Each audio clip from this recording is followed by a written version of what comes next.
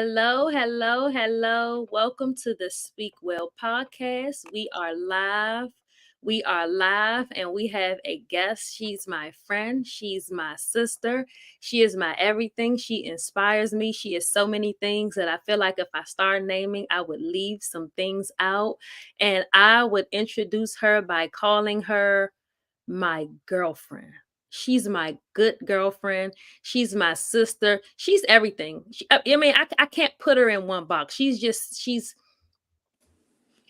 know who she is and you'll know how much she means to me if you stay around long enough. But so I'm gonna turn it over to her. She's gonna tell you whatever she wanna tell you. But tonight it's nothing formal. We don't have a program. We are just going to talk. We just going to kick it.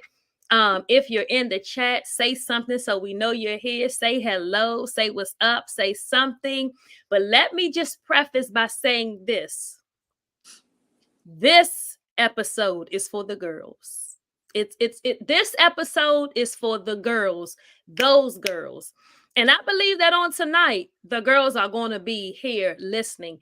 You will appreciate this conversation. It's going to be an open conversation. It's going to be a provocative dialogue. We're going to speak like women, right? We're not spilling tea. We're not being shady. Everything that you hear from us is because either we went through it, we have experienced it, or we're just an expert at it. But without further ado, I'm going to turn it over to my sister so she can introduce herself. And by the way, if you have not paid attention, this week's episode is titled, You Are the Problem. You the problem. It's always you. And you should get a little bit of help because you are the problem. So, Cece, what I know for sure about you, you are the problem. You've always been the problem, and I don't know how far that has gotten you, but you are definitely a problem. So, without further ado, go ahead, girl. Hey, thanks you, Kia. My you, the YU in the Kia, my girl. Like, I can't say enough. This is my Diana Ross. I think, did I name you Diana Ross? Was I the one? You did. You did. Listen, here's the thing. First, before we get started, I want to completely celebrate you, right? That we can get into how we met. We can get, we could talk about how we became really close. Yeah. But I recall years ago, right before Zuri's 12. Zuri. before Zuri, and we ran into each other at a store, the mall, or something. We spoke. We gave each other our pleasantries, and I just looked at you and was just like, "It is something about your voice. Like, I love your voice." Yes. Right. And that has always been a common thing, right? People can say whatever they want, like your voice is absolutely needed. So what I want to do first is to raise a wine glass. I've already been drinking, so excuse the lips. And look how fancy this child's glass is, y'all. I just want to toast to you, Yukia, because the gift that you have, a lot of people die to have this gift, right? And die to just have the boldness to speak, right? Yep. Being able to speak is therapeutic. You're opening up, conversation and dialogue that people need. I told you, I tune in and I'm just sitting back and I'm in the back, I'm screaming and I'm hollering. And, whether a person agrees with everything that you say, it doesn't matter. Your boldness, your conviction, your love, your humor. I mean, all the stuff that you've gone through is noted and is respected. So I just want to say salute to you. Salute. Congratulations. And I pray that this platform takes you to heights unknown. Like unknown. You. Right? You. Because when you're a rocket, remember this, when you're a rocket, not an airplane, right? An airplane travels often. Right. I work for Boeing Commercial Airlines, so I know we put airplanes in production all the time. Right. We're building airplanes, but airplanes carry a lot of people. It carries a lot of baggage. It carries a lot of weight. It's often traveled. Right. Which means it's very familiar. Right. But when you are a rocket, you have to wait to take off. Right. You cannot take off as a rocket in any kind of weather, right? So you can go to the platform and you can be scheduled to take off, and then all of a sudden you can't take off because the weather isn't perfect. So you have to look at yourself as a rocket, right? That everything around you has to be at a certain temperature. Everything around you have to complement where you're going. And the most important thing about being a rocket is everybody can't go where you're going. Wow. You understand? So the people that have a lot of people around them, which is an airplane, they got a lot of people traveling, trying to get to where they're going. When you a rocket, because when you finally do take off, you take off so fast, right? That all the stuff around you that's on you that can't travel with you is just going to automatically fall off. So we just speak a rocket, you know, like we just a rocket anointing. I received rocket anointing. Everybody can't go. Okay. So everything that ain't for you is gonna fall off. Yes, ma'am. All right. So I don't know. I wanted you to talk about you talked about when you first saw me, but I want you to talk about the time that we met through a mutual person. And what was I wearing? I was wearing something, and you asked me about it, and I think I went into my purse and gave it to you. But you can talk about that time. The funny thing, at first I was about to say, why you put me on the spot? Because I'm too old to remember. And all of a sudden I remember it was red MAC lipstick. Yes. Red lipstick, right? And people that know, they kind of know, like, that's my signature. But you had that red lipstick, and I was like, you care. Would you, Dad, was it the first time I was introduced to MAC? I'm really not sure. Yeah. But you went in that person, and I'm telling you, I held on to that MAC because it was just a thing. And then here I am still today. Yes. I have hundreds of tubes of red lipstick. So yes. It was Ruby Woo. It was Ruby Woo for sure. Ruby Woo got really big. I was wearing it. Yeah. And just so you all know, I have always been a trailblazer. Some things I have started, whether I got the propers for it or not. I had the girls wearing Ruby Woo. Yes. Met CC in the kitchen of a mutual person. And she said, what lipstick is that you're wearing? And I was like, Ruby Woo. She was like, oh my God, it's so pretty. Yeah. And I went to my person, gave it to her. But I do want to say, because this is important, I was in the worst season of my life at that time. But she didn't know it. She couldn't tell it. I didn't look like it. It wasn't a pity party. I wasn't complaining. We chopped it up. We had a good time. I mean, and from that moment on, we built a friendship, a relationship, a sisterhood. I trust her. I can speak to her. And, we have this thing where we throw out the word sis a lot. But if I invite somebody on my platform and on my podcast, and that is what I call them, that is who she is to me. She's been with me through so many things, and I trust her. So what I want to ask you all is this. How many times, because you're the problem, and we want to get to the root of why you are the problem. Like, what's wrong with you? You can't go anywhere. Nobody's inviting you to nothing. They say you don't know how to act. It's giving you're the problem. I'm the problem. CC's the problem. You're the problem. How many times, CC, have you gone to an event? You've gotten dressed. You were excited to go. You were excited to be there. In fact, you pushed your way to go because you wanted to celebrate, whatever the occasion was, but you went. So you get to the event, you walk into the room immediately, because here's the thing. I know that when you are the problem, you walk into a room, and guess what happens? The room magnifies. When you walk into a room, the room gets bigger. When you walk into the room, the vibe shifts. When you walk into the room, the energy shifts. When you walk into the room, all eyes are on you. And so if the flyer was misleading, that's what I mean by you are the problem. It's you. You walk into a room and everything changes. And now those who invited you is wishing they never invited you. Because you the problem. You are the problem. And why me and CC connect so much is because we were the problem together. Yes. We were able to have these conversations and say, you know what? Just don't invite me. I just don't want to go. I mean, and it's you have to live with that. We have to live with being the problem. So what we have decided to do over the last couple of years is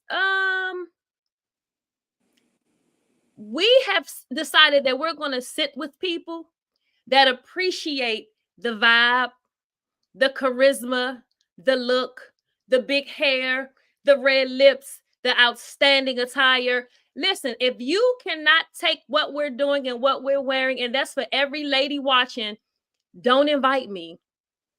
Do not invite us. Sis who's watching, do not go. If you know that you're going to walk into because let me tell you something. You invite me, I have the only job that I have is to get dressed. Show up. You can't tell me what to wear because I'm not doing any of that. And sisters, let me tell you how you also know that you're the problem. You didn't even get an invitation. Let's stay there. You didn't get an invitation.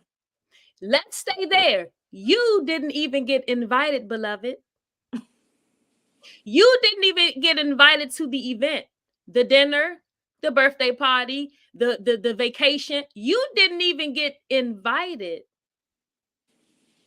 Okay?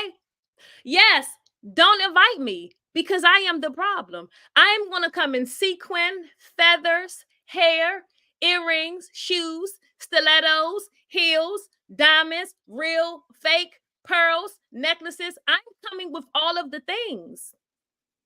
I'm not coming with all of the things because I want to steal the show, but just so happens, I'm sorry, I stole it. You should not have invited me.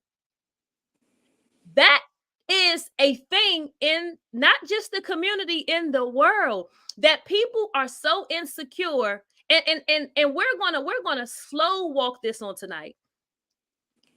We have been around so many insecure individuals in our lives that they can't even celebrate us because of your personality. CC is so big. When they hear your name, they nauseated. That's a real thing. You know, we've said it because it was trending. We said it because it was fly to say. No, that's a real thing. The mention of your name, you the problem, girl. The mention of your name makes people sick. And you know what? And all you've done was extended love and grace. And I know you got something to say to that. So you go ahead, because you know I can stay Listen, there. You've said, like, you've covered so much ground, right? And obviously while you're talking, my mind is just going through so many different experiences and channels in my life. I think one thing too that you pointed is, the funny thing is, you kid, honestly, for a really long time, I used to always dumb myself down, right? I always dumbed myself down to make people more comfortable, right? Because at a certain season in my life, it was about, even from us being a kid, a lot of times we just want to be accepted, right? We want to be liked, right? We go to school, we want the friends, and it doesn't really have anything to do with insecurity. But who wants to go to school and be, set apart, right? You want to be liked. So, for so many years, I just was, they want me to just walk in the room so they can be like, girl with your hair, a girl with you, all of the things. And then once that happened, they really wanted me to kind of be quiet, right? That they didn't realize that I was intelligent too, that I was funny, that I had more to offer. And sometimes I just allowed that to take place, right? Until I didn't. And the funny thing about it now is I still always come in an environment with love, because listen, I love beauty. I love love. When I see you, I'm giving you all the accolades, right? I don't know the person that you pinned. I don't know her name. I don't know her personally, but I know exactly who the freak is. She's the problem. She's the problem. Carrie is a problem every single time. Carrie. Her name is Carrie. I have been up and down Carrie's page a million times. When I was on Instagram, I followed her. I've tried to copy, emulate all the things. So people just have what they have, right? Who am I to see this woman and get upset because what? Because she showed up and I didn't.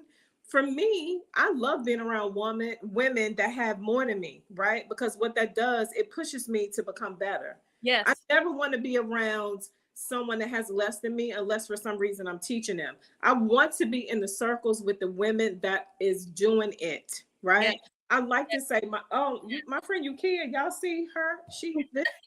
My friend Stephanie, y'all see Stephanie? Yes. Child Yes. Stephanie got all the stuff. Yes. You know what I'm Yes. saying? I've never had an insecure, jealous bone in my body. Please have more than me because Yes. I need something to aspire to. Because then now here's the thing: you can have more things than me, but then I can still walk in the room and we on an even playing field because I am just who I am. And Yes. I feel like we have to stop, we have to stop making people feel bad or feel away or push them to the side for who they are. Yes. Forget what you heard about somebody until you get to know this person and know their character and know their heart. Who cares? Yeah. Like it's just stuff Yeah. anyway. Yeah. You know what I'm saying? And I want and I want to add, and I may step on a few toes tonight, and that's okay because we are here because we want to be better, right? Because I want all of you all to be the problem. I also want to talk about, you may feel like you haven't arrived or you ain't at the place you want to be. Whether it's your hair, your size, your frame, your whatever. I encourage you, before we give you any bits and tidbits, because you're going to get them tonight on things that you can do. I encourage you to do self-reflection. I encourage you to build your self-esteem and your confidence, because let me tell you something, sister. At the big ages that we are, nobody's going to do that for you. Mm. Nobody's going to do that for you. You're too old to still be saying, oh, first, no, let me just say this. You're too old to have self-esteem that low. I don't care what happened. And I'm going to tell you why I don't care what happened. Because I've probably been there and done that. Right. And have been delivered from it and all that stuff. Either you gonna use the bathroom or you gonna get up. We are tired of hearing you complain about the things you want to change and you don't change them. We're tired of hearing about what's not working and you don't change it. Let me tell you something. There are many things that you can do to change it. They got Ozempic. If you feel like it's your weight, they got Ozempic. If you feel like you want to gain some weight, they got weight on. It's a drink. It's a shake. If you feel like you don't like your face, I'm going to get eye fillers. Let me pay for what you want. And I would also say, when you're paying for what you want, whether it's cosmetic surgery, little nip and tuck here and there, you do that and you keep it to yourself. Because again, now you're really telling people, oh yeah, I'm about to be a big problem. Because what they're hoping for you is that you stay in the same low self-esteem, low confidence place so that you can stay in the background and they always be in the front. I am not sitting with women who are going to continue saying, if you were telling me 5 years ago that you had low self-esteem, sis, you shouldn't be still telling me that. We have moved way past that. And if you've been around me any length of time, I ain't going for it. You should have gotten something. So for those of you who got the nerve to be fine as May wine, gorgeous, beautiful smile, pretty personality, bomb to the core, you got the nerve to be all of them things, but can you handle being the problem? I can, because I have. I can deal with the fact that I'm the problem. And you know what? Newsflash, I'm going to be a bigger problem. Yeah. Because after everything that I've been through and everything that I have experienced, I don't plan on turning down. Not never. Not no time soon. Not never. Right. I don't plan on not flexing. Not never. Not never. I plan on giving it to you in abundance. I plan on giving it to you big. So if you're not ready, unfollow, unfriend, just don't worry about it. Just go head on. But nothing in my life is going to turn down, not after everything I have experienced and everything that I have been through. It's just not going to happen. So, Cece, what do you have to say to that? Well, I mean, listen, Well, we've discussed this even before, we went on. I said, girl, if I just had these little 40 pounds off of me, because I mean, I am about 30 to 40 pounds overweight. Um, and not that it bothers me to the core, but it got to the point that I said, okay, I'm not a surgery girl, because I'm a scaredy cat. So that's not my thing. So then I started like working out, having a personal trainer. And life just happened. Stuff happened with my kid that I had to focus on. So, I didn't stick with that. And then guess what? I did all the reading, the research about semi-glutide and all those things. Yes. And guess what? That's what's gonna happen. Yes. Because I figured out a lane for me. Do I know if it's gonna work or not? But as you said, you can't keep complaining about something if you want something to happen. Even if you have to put yourself, which I do for myself all the time, I give myself deadlines for certain stuff, right? If I am unhappy, but here's the thing, Yuki, I think this is what a lot of people's problems are, because they're unhappy with themselves, Yes. internally unhappy. So if I'm unhappy with myself, then why am I going to be happy for you? Yes. Right? I Yes. struggle. Like I'm saying, if a person struggled to get themselves together, if they've lost their self-esteem, and then I see this person with all this self-esteem that's walking to the room, that's giving big hair and all of this stuff, why should I support you? And Yes. I'm not, and that's a rhetorical question, Yes. because I'm the opposite, but that I feel like that's most people's problems, is Yes. that they have a problem. They cannot figure out how to get themselves out of the problem that they have. They're not problem solvers. Mhm. Okay. They're Mhm. not problem solve her. Yeah. Yeah. And Yeah. because of it, they cannot stand the sight of a woman who has mastered finding her way out of situations, right? That's Mhm. an art, that's a skill that most people don't have. So instead of me doing that, I'm just gonna sit online and I'm gonna scroll Yeah. and I'm hate, Yeah. right? And I'm gonna Yeah. screenshot your picture and I'm gonna show it to people and I'm gonna say, look who she dating, look who she with, child, look at this. And they're gonna talk all the trash because they just haven't figured out a way to problem solve their lives. And here's the thing: stay exactly the way that you are, but love yourself Yeah. in whatever condition that you're in. Yeah. Yeah. Just love yourself. If you want to stay overweight, right? If you don't want to go and get you a handmade, unit, if you want to keep Yeah. getting your wigs out the beauty supply, that's your business. Yeah. But don't get mad at me when that's not what I do, right? Because I'm not here to criticize or judge nothing. I'm just living in my own lane. Yeah. You know what I'm saying? I And would so, also add to that, CC, because one of the big things that a lot of women not struggle, you suffer with it. oops, because that's You the difference. keep picking a raggedy spouse. So he's tearing you down. He's not lifting you up. He's not supporting you. He's not pouring into you. Everything you poured into him, you're just as empty. You're getting nothing back. So, but we're not talking about relationships right now. I'm just saying you got to remove everything that stops you from being you. Yeah. Let me also talk to the girls who are a problem. You're a problem in church. You're a problem in your family. You got sisters, biological sisters that don't like you. Biological aunts that don't like you. 20, 30 years older than you that don't like you. See, I told y'all this episode was going to be for the girls, for the grown girls, because we're going to get out of that. Let me tell you something.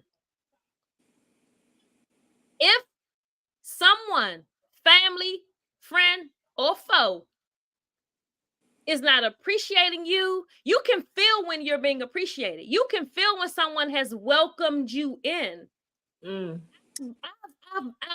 I've declined family functions because I know who's gonna be there. That's right. I've declined going to different events because I know who's gonna be there. That's See, right. here's the thing. I'm gonna do one or two things if I walk in and I know that we got a little thing. a little jiggy going on. I could address you, or I could come in with an attitude. See, I don't want to mess up the event, but I know that you got not. I don't got nothing with you, but you got something with me because I showed up, right? In church, many of you attend, and I'm talking to me too. Many of you attend ministries. You attend these ministries, or you have attended. Some of you have left because you were the problem. You were just too big. You walked into the church every Sunday and magnified. Magnified. Everybody was excited to see you, with the exception of a handful of people that said, I wish she go somewhere. The handful of people that had to team up, by the way. They had to team up because one of them by themselves wasn't enough for you because you're the problem. You're so big of a problem, and they need 5 and 6 people to try to gather you. You are the one that have been chosen. Let me put it like this. For those of you that are in church, because I told you this ain't that, but for the sake of context, I'm gonna say this. Joseph, my boy Joseph, had a coat of many colors. His father gave it to him. Joseph had a dream that he would rule over his brothers. Listen to what I'm saying. Joseph had a dream that it was just a dream. Hadn't even happened yet. He had a dream that he would rule over his brothers. He went and told the dream, and the brothers hated him even more. Listen to what I'm saying. Right. He told a dream that hadn't happened. All he did was repeated what he saw in a dream. His brothers, his biological brothers, hated him more. So they was already hating him because you the one that daddy loved the most. But now we hate you more. They created this whole debacle. Go back and read it for yourself. I am not the pastor. I'm not the Bible study teacher. They created a whole debacle. Got my man in jail. Got him thrown into a pit. Oh, all these things was happening. The lady lied and said he raped her. She pulled off pieces of the coat. See, you have to know who you are. And if you struggle with knowing who you are, get around girls that can build you up and say, girl, you're this, that, and some more. And what do you want to enhance this? Let's work on it. See, I'm not a gym girl. I'm not going to the gym. The girls know I'm not going to the gym. Guess what I'm going to do? I'll do a nip. I'll do a tuck. Tell me who can fill up these eyebrows, these eyes of mine, because I don't want any bags. I'm going to pay for it. And I don't care what you got to say. But if you're a gym girl, go to the gym. But I just want to help you get to the place you feel like you need to be at. Because sis, you cannot stay in that space another day saying, oh, I just don't know. Because here's the thing. When you feel defeated, you look defeated, right? When you feel ugly, you look ugly. You just walk out the house. You just dragging your feet. You throwing something on. It's just no. We got to get it together. And you attract, right? You bring to you what you feel about yourself, knowingly and unknowingly. You know what I'm saying? Yes. And so even if you're in a season of trying to figure it out, there still should be some sort of indications but there always are. A lot of times we just don't pay any attention. And so even if you're not in whatever desired season that you deem to be in, you should always be on your way, right? Yes. I look at everything in my life and I always say next year this time, right? So wherever I am today, I should not be in the same place emotionally, spiritually, financially, relationally. Yes. It's actually a word I had to, but you should be striving to become better.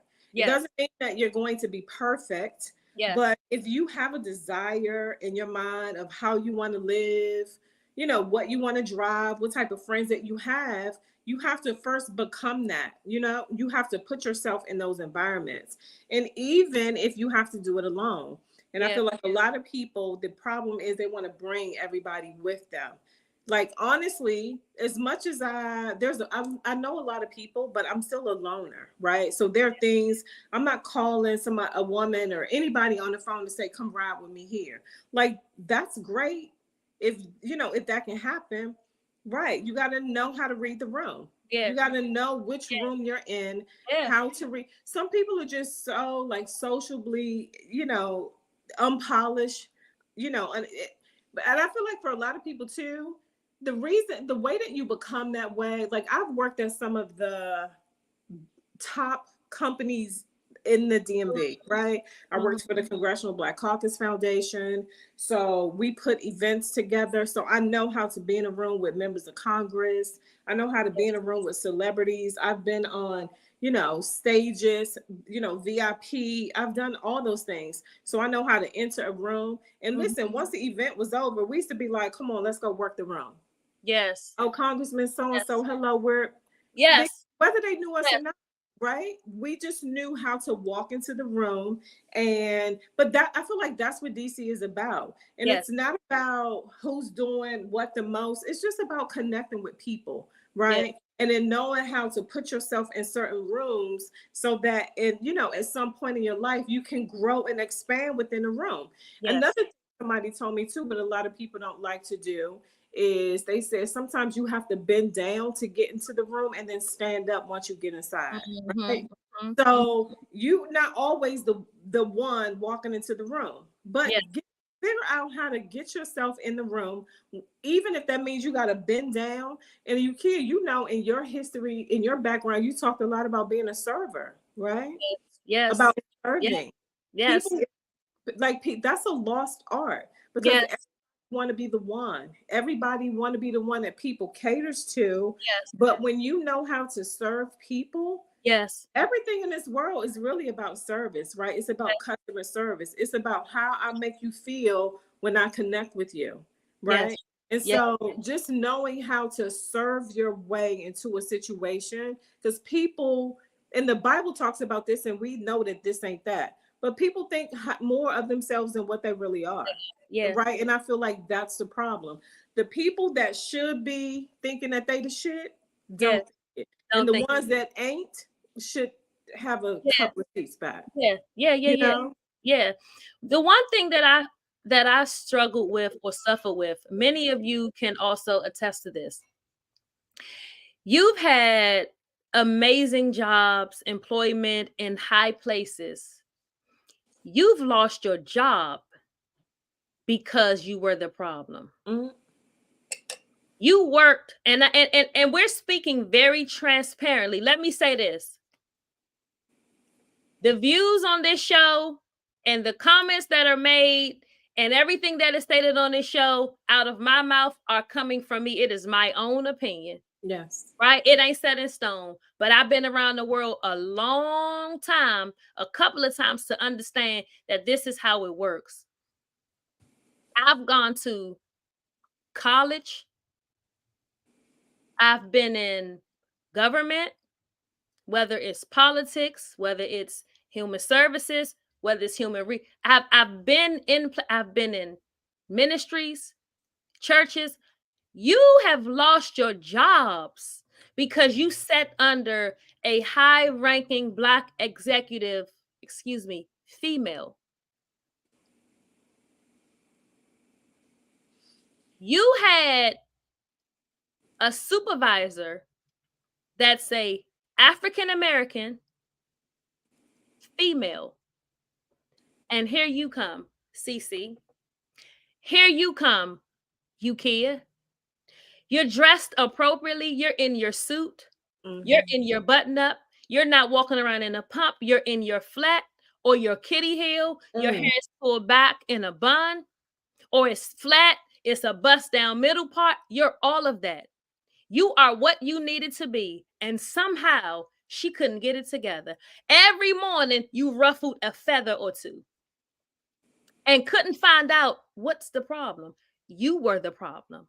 You can, if I could really talk, girl. You were the beloved. You were the problem. I ain't telling you what I heard. I'm telling you what I know. And Cece knows it. In ministries, when I was at the worst time of my life, I'm talking about down the bottom, but you ain't know it. When I was living in the hotel, you ain't know it because I didn't miss a beat or did not miss a step. Let me tell you why, because I belong to God and He ain't let you see. If you knew what I went through, it was because I told you. I have been in the worst season of my life. And people have treated me like I was a threat. But what I learned now is that you were, and you still are. See, they knew who you was going to become. You was everybody's favorite. People were you were in rooms that they couldn't get in. I've sat with some, and these are things I don't need to brag about. I'm just letting you know that this is who I am. If you already know, I've sat in rooms with people that people have paid to see, and I never took a picture and I never talked about it. I knew that in that moment that was for me. Right? Here's the thing: I was invited. I didn't swindle. I didn't go through the back door. I was invited because here we go, serving. I've served so long until I got to a season now. I told God, I said, God, now I'm going to serve your people, those who are at a disadvantage, those who are of the underserved. But I don't want to serve in the capacity in which I served in before, because guess what? The roles have reversed. Someone will serve me soon, whether it be my husband, my children, an assistant. See, here's the thing, and you got to know when your time is up to do that. That's not a seat that I desire to stay in, because I knew, because of my relationship with God, you've done well. Teach someone else, pass over the baton. In college,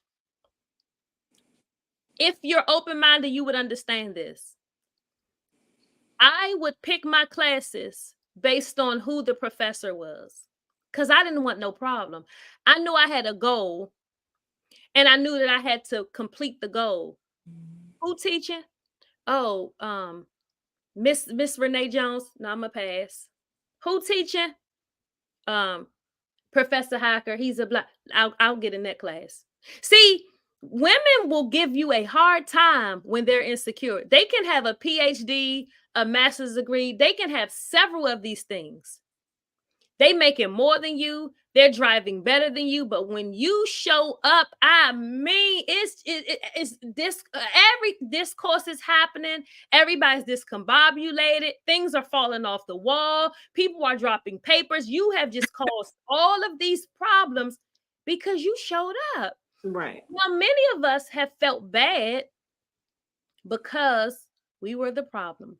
But oh, now that we have matured and God has said to us, let me say this.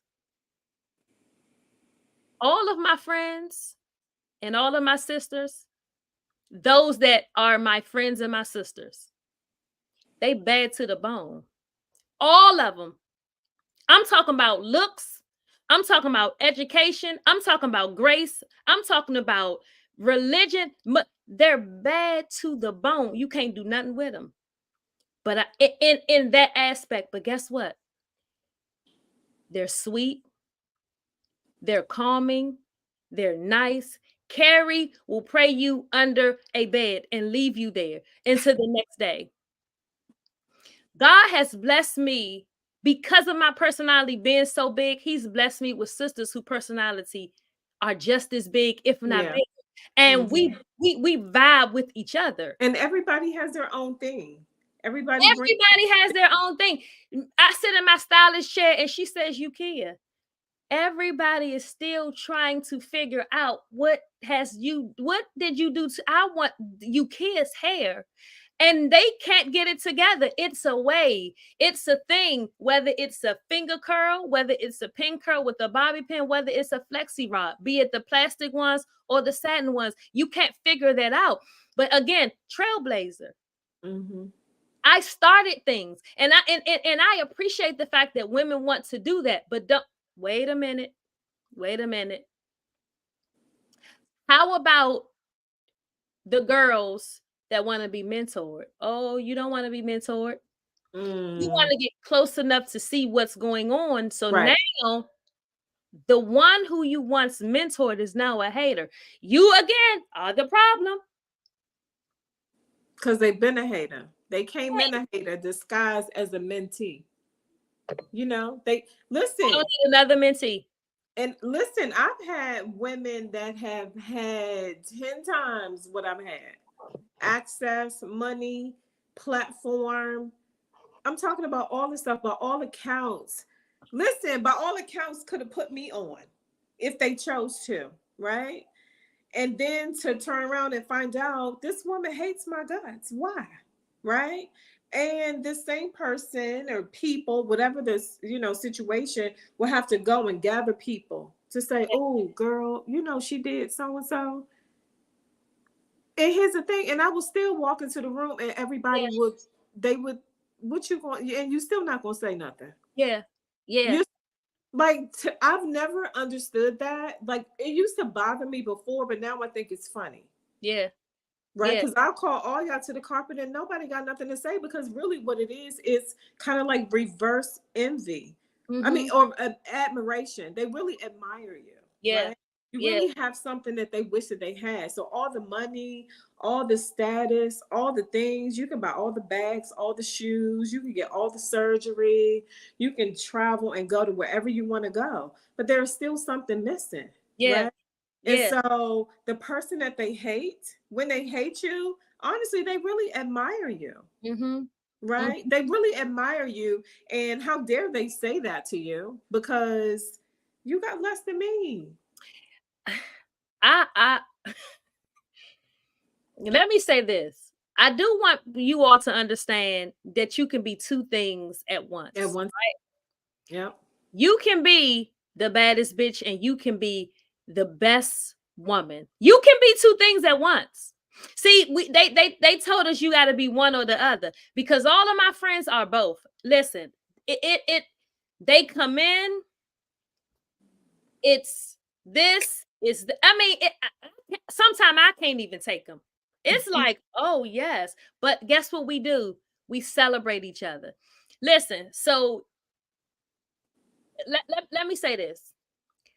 Being confident gets you hated as well. Being confident makes you the problem. Yeah.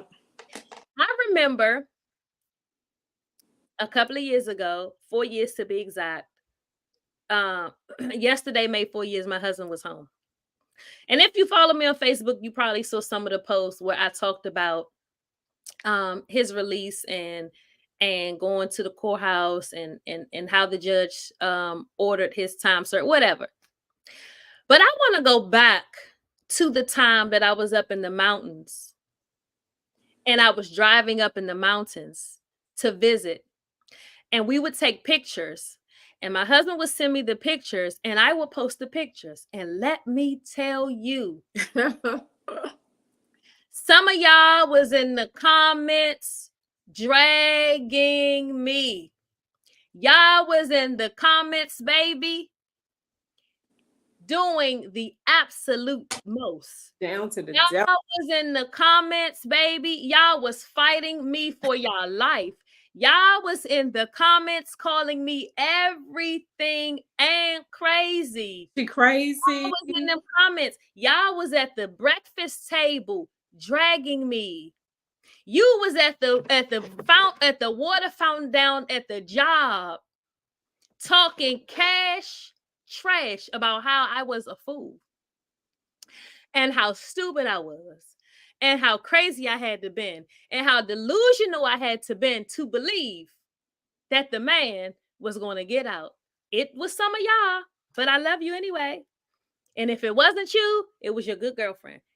Y'all was in them comments, baby, tussling. Yes, y'all was. Y'all was tussling. Oh, but you would click like on the picture and oh, y'all look so cute. But let me tell you something about a prophetic gift. Y'all was tussling in them comments, baby. Why is she driving it? Yeah. But wait a minute. What do we say now? See, this is where I am. I have all those things. I have relationship with God. I have relationship with people. I have internally. I have relationship with myself. I know me in and out, through and through. I knew what my life was going to be. I built it myself with my words, like Lego blocks. I knew what my life was going to be. I saw visions and dreams of me and my husband doing the stuff that we're doing now. But again, I just want to keep saying, because I like the way it sounds, y'all was tussling with me in the comments. Y'all was looking at them pictures, commenting, saying, this which is crazy. Yes, y'all did. But And even if he does come home, okay, he gonna come he ain't home, but gonna he be not with gonna her. marry her. Y'all He said that gonna too. be with her. Y'all said that too. Y'all said that too. He ain't gonna be with her. He ain't gonna marry her. And then, but here's the thing: they drag it out from season to season. Okay, so first he not coming home. Then if he do come home, he's not gonna marry her. Then if he do marry her, they ain't gonna be married long. You know, then right, and this and that. And then if this, so every season they have something to say. And guess what? Instead of just saying that they were wrong. No. Nobody came back to me. Nobody came back to me as of today to say I was wrong. Wrong. But let me ask you this. But I was the problem. Let me ask you this. I was wrong about my own husband, but I was right enough when you needed prayer. For Y'all yours. something wrong. That's what I'm saying. You got to get it together. You got to figure out where you're gonna be, because now I'm her. The name Ukia was Ukia before I attached to Ukia Wilson as David Wilson's wife.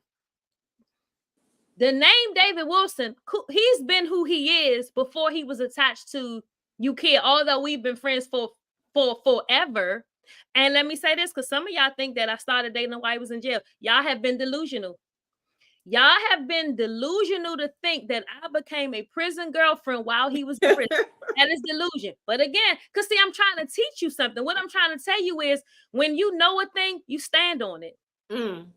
When you are confident in a thing, you stand on it. You don't got to explain nothing to nobody. But I tell you what, the same people who were tussling with me over those jail pictures, y'all was in them comments crying and pleading to God when you saw time served and you saw the news. Y'all did it. Y'all talk, but again, I want you to know that these are the friends that you need to link up with. That's because right. If I say it, it's gonna happen. And many of you know that about me. I can laugh and joke and be cuckoo and crazy for Coco, but if I said it, that's it. And all of my friends know that this is me. If I call you and say this is happening or it's going to happen, because I am her. But I'm confident in that, which is why I manage my time. I manage where I go. I manage who I go with. I manage who I put on the phone. I manage all that, because I'm going to tell you something. I am a loner, but I have to be a loner so I can continue to hear. That's right. I do self-inventory every single night. Self-inventory, because I want to make sure that I'm clear. I want to make sure that I'm clean. I want to make sure what I ask myself, and this is self-inventory, ladies. At the end of the day, you should be going through, taking a mental note of what happened that day to see what you did and if you could have did it better. Right. And if you were wrong, how to fix it. That's self-inventory. Because see, when you look to the mirror, the only person you see is you. So that could be the reason why many of you struggle. And it's emotional intelligence too. And that's what many women aren't. They're more emotional, and they leave and I mean, I'm a woman too, but and I'm sorry, Ukia, but I've tried to master the art of being emotionally intelligent, right? And as you said too, I'm going to start doing that. I don't think I do the intentional self-reflection, but for sure, if something pops out, because it typically does, right? Because I'm in tune with me. I'm in tune with self. So something would typically pop out to say, okay, you know, you missed a step in this. Maybe you shouldn't have said that, right? But I don't intentionally take the time to do that. But again, it also comes with being emotionally mature, right? And even in the fact that you can say a thing for so long and then all of a sudden have to come, listen, I love when people prove me wrong. Prove me wrong, right? Because then that means that that's an opportunity for me to learn, right? I don't want to walk around thinking that I know it all. So prove me wrong, right? So that something happens, it's like, okay, I missed that, and let me see how I can make this better, right? Yes. We make life so hard. We make adulting so hard, and it's really not. Because I want to say this. When you come here, when you come and listen to this podcast is called Speak Well. You can go wherever you want with that. You can go wherever you want with that. But when you come over here, I want you to understand that we're going to have a conversation. We're going to talk because I want to pull you out of whatever you're in, whether it's low self-esteem, lack of confidence. I can't find a man. I can't find a woman. I can't find a job. Make a job. I can't do this. I can't do that. All of those things that you're complaining about, I remember listen, girl, I remember building a website from an old cell phone, living in my mother's house. The room was the size of a box. I remember pregnant with Zori. Worst, listen, built a website to sell items. Y'all saw it. Y'all purchased it. Y'all supported it. You had some of the stuff coming to my daycare. You can't remember. That's what I'm saying. This is what I'm. Listen. If you want more, you can get more. Yeah. One thing that I appreciate, you have to have a tribe of people, and you have to have. Let me tell you about Curry. She here, and I love how she is in tune. She's engaging too. She's engaged. She's my sister. Let me tell you how she's my sister. I don't know when the last time I talked to Curry on the phone, and I don't know the last time that me and Curry had lunch or dinner. That don't even matter. Yeah. I'm gonna tell you what. Carrie got a husband. Mm-hmm. Carrie and her husband are so connected to me and my family. Her husband have woken up out of his sleep. Her husband have woken up out of his sleep praying for me and my family. See, but if she was an insecure woman, right, and not a woman of God, that would be a problem. My husband allows, I will sit on the phone. I will be waiting for like one of my son's friends who might be incarcerated or something. I'll be waiting for them to call me. My husband respects what I do. He knows what I do, and he respects that. Y'all have to stop picking people who don't have, they got low self-esteem. You got low self-esteem. Guess what that is? A shipwreck. That's a shipwreck. So Carrie will talk to, Carrie will just send, God will speak to her about me, and she'll just send a text message. I ain't got to respond. And guess what? She ain't mad. She knows her sister's going through. I got to send her this. God, that's my sister. That is my sister. So I don't got to question that. We don't got to hang and do nothing. So what I'm trying to say is I got friends in different pockets. I know who to call. And Carrie will pull up and she will pray. Let me say that again. Carrie will pull up and she will pray. Behind my back, Carrie done checked so many people that I didn't even know about. And I said, since you did it, I guess I did, and I didn't need to say. So let me tell you something. It is important to have a tribe.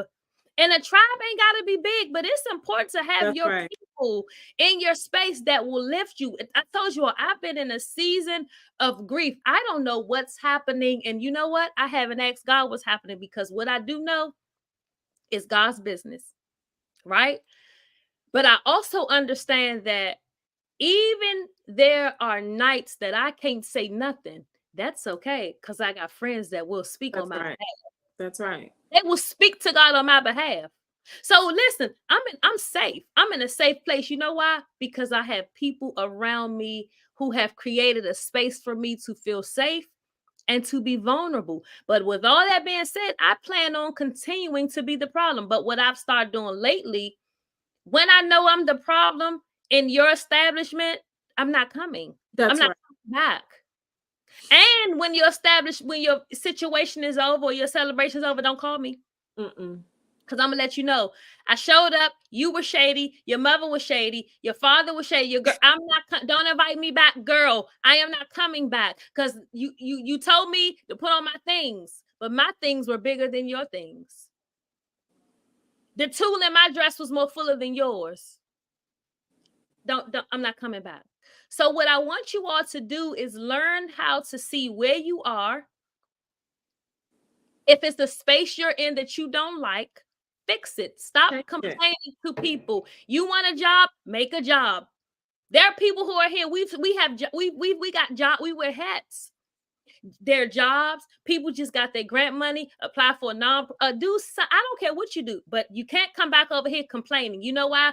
Because I can go down this list of sisters who have gone through and said, no, I'm out and I ain't going back there again. I've been broke. I ain't going back. I've been heartbroken. I ain't going back.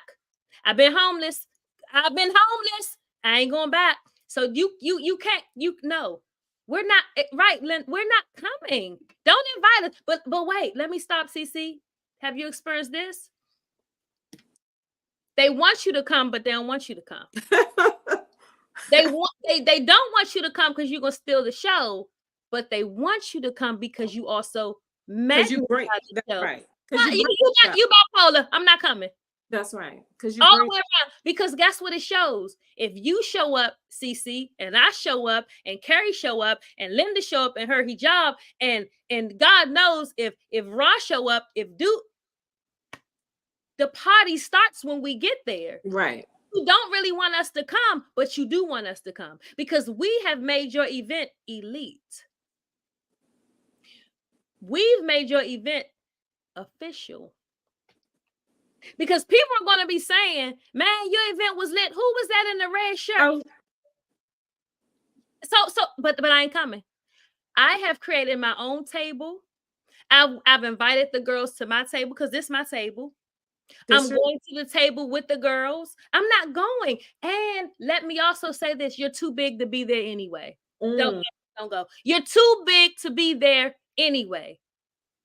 And I'm sick of y'all shrinking yourselves just to go. Just for a picture. Yeah. Just for a reel. Don't go. For somebody that's going to take your picture anyway and share it and talk about you and say, oh, girl, and child, she this. You know, you come and just be yourself. I think that's the part that I have the most problem with because I don't show up as anybody else but myself. It's just me. And guess what? I'm still working on me. So what you see, sometimes I don't even see because I'm just me, right? Yes. And you're just you. And I think that it is all okay. Like I have one thing that I'm so glad about is that I ain't never been a hater. Whether it's my season or not, it's been sometimes that it hasn't been my season, you care? It's been times that I have been down and out and on the ground. I mean, you have been in that season with me speaking about homelessness when I was living in my daycare. Wait a minute, because we're not gonna say that and just run past that. The girls need to understand that nobody is here talking to you that don't have experience. No. I ain't gonna bring nobody to talk to you on the Speak Well podcast that don't have no experience. Cece, what you just say? That I was living in my daycare. I had a business. Not only did I have a business, I had a daycare. I'm driving a CL5 550. Okay. I got 8 rooms in my daycare. And all I can afford is try to grow my daycare. I can't and pay my staff and put out flyers and work from 6 to, and come up with all these different concepts. I couldn't afford to pay for anything else. But then I also can't help that before I got into this situation that I had fur coats, right? That before I got into this situation that I may have had a bag or two, that I had a shoe, right? That I had a car. I can't help that. And so then you think that, no, I'm not trying to do nothing. I'm just here in my space trying to grow what God has for me. And I can't help that once I get off the floor in my daycare and when I come outside, right, that I look the way that I look, right? Mm-hmm. Because God will put you in a place. And I just solely remember when I was living in this space, and I'll just say this because it's my story. And I've had people to try to use it against me. I've had people to say, girl, that's why you so-and-so. You can't use my story against me because I'm not ashamed of my story because guess what? I ain't there no more. So it don't matter, right? Yeah. And I remember there was a gym across the street and I wasn't trying to go to the gym to work out. I was trying to figure out how to go take a shower every day and would go to that gym and take a shower every day. Now, here's the thing. The people that had the small minds, right, that was judging, that was looking like, girl, and where her baby father and where like all these dumb shit. But it's the people that have accomplished so much It was the people that have been in business for 25 years that will be looking at me saying, girl, that's why I know you're going to be successful, because you are willing to lose it all for your business, right? Yeah. So those are the people that I connected to, not the people that said, child, look at her. I couldn't pay those people no attention. I had people, I remember these guys they still have this barbershop that was next door to my daycare. And I'm saying, like, to me, this is my home. I'm in my daycare on a Saturday morning in my pajamas, right? And my male friend at the time that owned the barbershop would knock on the, because he knew I was in there. He knew that I lived there. He would knock on the door. I would go to the door in my pajamas. Boy, what are you doing? You know, and he would come in and just be, guess what? But people like that accomplished a lot, that didn't have a small mentality, didn't look at me like I was worthless, right? So for me, it was so important for me to surround myself around people that understood vision like I understood vision. And here's the other thing too. People that's doing something, that got something going on, they ain't never gonna judge your story. They're never going to judge your struggle. It's always the people who don't have, right? Who's trying to get, that's going to talk shit about you. But the people that understands what it takes to sacrifice, they understand what it takes to take an L. Those are the people that you need to surround yourself with at all times. I used to be in my daycare. Once the kids leave, I'm up all night trying to paint. I don't know how to paint, but I knew I needed to get this smudge off the wall. I'm painting my daycare all night, to the point that at 6 o'clock in the morning, the kids, and I'm putting the paint stuff away. Like, you got to be so desperate, right? To not even to do something intentionally, but to just be who you are and detach yourself from people that don't want to see you succeed. And you can't, for real, this is really in that season where you and I got extremely super duper more close, right? Because we were able to share stories about individuals that we, assumed that had our best interests. And we found out that you and I both were the problem, right? That in this circle of people, that you and I were the problem.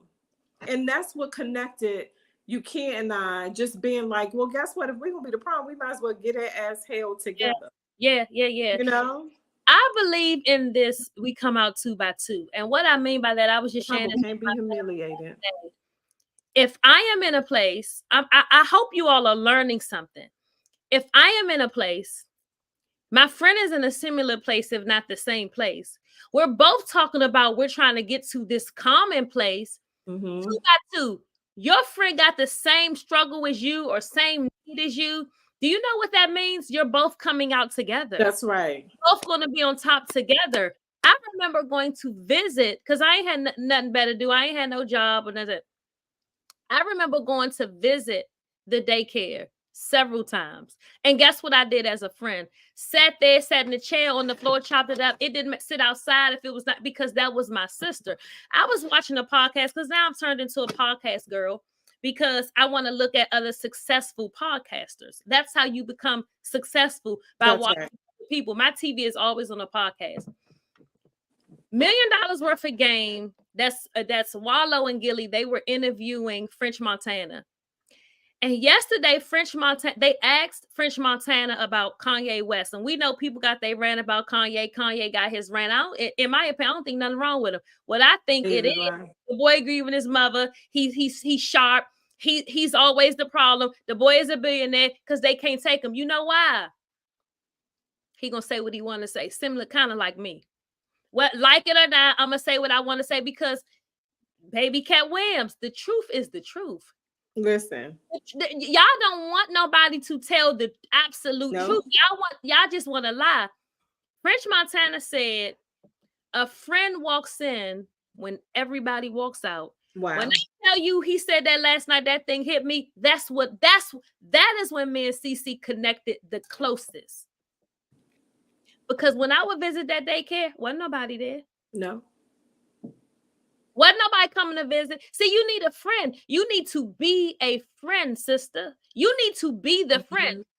I'll tell you this. We're talking about you being the problem because You're all of that. You're everything. You got all the things. You got a glow. You walk in. You ain't putting no lotion on your face, but you got a glow to your face when you walk in. I have been, man, my husband gonna do a podcast together one day. Oh, that's When gonna we be are out, because guess what? He's a problem too. I can't be Diana if he ain't Billy D. Billy D. He's a problem too. So guess what? We've been out from around this place because this place is different. This place is weird. We've been in different states. People have stopped us or walked past us and said, "Oh my God, you're such a beautiful, oh my God, you're gorgeous. You're a beautiful couple." Or say to my husband, "You have a beautiful wife." It has nothing to do with that. It's what God did. God will give you beauty for ashes. Now, Talk about, but talk about that a little more, right? Talk about the importance of, and I'm sure Carrie can also speak to this too, but talk about the importance of being connected and joined, right, to the right person in marriage, right? Like, talk about how important that is. If you were with someone else, yes, you would still be you, but I also feel like it would be to a degree, right? Yeah. Because we can choose the wrong people to be with and it will stifle and, stagnate Yes. who God or whatever our purpose is. So just talk about how important that is. Before I mention how important it is to choose your spouse, you need to choose a friend. Oh. See, me and my husband were friends. So when my husband came to me and I came to him to start marriage or engagement, we wasn't trying to, there were things we needed to know about each other because we've been separated because he was in prison and I wasn't, but there were things we knew about each other, right? My husband's very laid back, very cool. He doesn't do a lot of talking, but there are parts of him that I bring out. Mm-hmm. Right? He's a totally different person at home, and I think that's many of us. But because I'm being transparent, there have been times that I said, "Yeah, he'll get released," and this could have been in a season where I was losing faith, I was going through. It would have been better if he was home. I wouldn't be struggling. I wouldn't be going through this, that, and other. There have been times where I have said, no, maybe you should just allow him to do something else. And I wanted to convince myself that be with someone else and God will send me some and all this stuff. No matter how, see, you have to also know that God is in it. But in order for you to know that God is in it, you got to go somewhere and sit down to be able to hear. Because we both have tried to get away from each other. It would not work. Every single time, it just wouldn't work. And we would kind of go back and forth because we're both Sagittarius. I'm December 1st, he December 2nd. So you all know it's tussling all the time. But we meet each other back in the middle.